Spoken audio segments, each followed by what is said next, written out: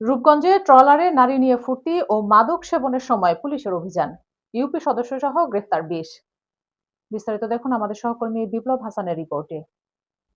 নারায়ণগঞ্জের রূপগঞ্জে শীতলক্ষ্যা নদীতে ট্রলারের নারী নিয়ে ফুর্তি ও মাদক সেবনের সময় পুলিশের অভিযানে ইউপি সদস্যসহ ২০ জনকে গ্রেফতার করা হয়েছে। গত রবিবার রাতে রূপগঞ্জ থানা পুলিশ ও নৌ পুলিশ অভিযান চালিয়ে কাঞ্চন শীতলক্ষ্যা নদী থেকে গ্রেফতার করা হয়।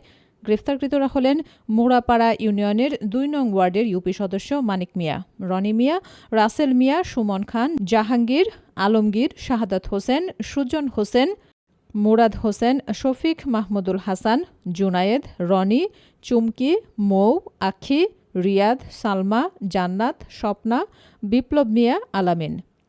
রূপগঞ্জ থানার ওসি AHM সালাউদ্দিন জানান, শীতলক্ষ্যা নদীর কাঞ্চন এলাকায় ট্রলার ভাড়া নিয়ে ইউপি সদস্যসহ একদল যুবক নারী নিয়ে ফুর্তি ও মদ্যপান সহ অসামাজিক কার্যকলাপ চালাচ্ছিল বলে পুলিশের কাছে সংবাদ আসে।